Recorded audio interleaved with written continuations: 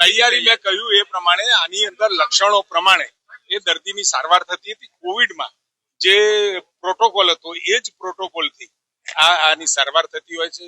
શરદી થવી, તાવ આવવો, ઉધરસ થવી, ગળામાં દુખાવો થવો વગેરે જે કોમન લક્ષણો છે, એટલે લક્ષણો પ્રમાણેની ટ્રીટમેન્ટ આમાં કરવાની રહે છે.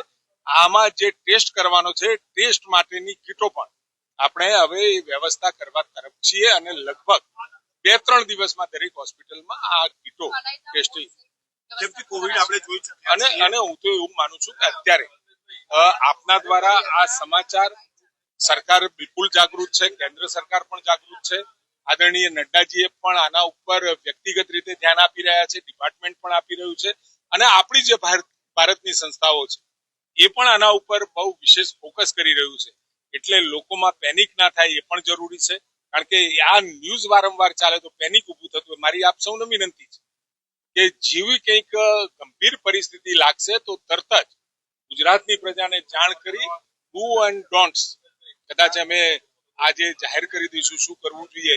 શરદી થઈ હોય, ઉધરસ હોય તો જાહેરમાં એ છીંક નહીં, કોઈને હાથ ધોવા વગેરે વગેરે જે પહેલાના હતા એ જ ડુઝ એન્ડ ડોન્ટ્સ છે.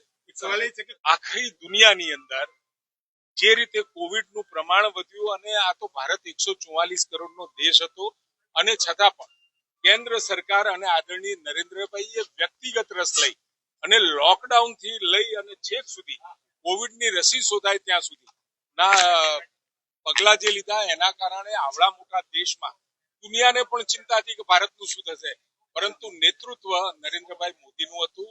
સેફ નુકસાન ચોક્કસ થયું, દુનિયાને થયું છે, ભારતમાં પણ થયું છે અને ભારતમાં જયારે આ નુકસાન થયું છે એટલે ખૂબ ઓછા પ્રમાણમાં આજની તારીખે પણ ક્યાંક બીજા દેશમાં કોવિડ દેખાતે છે.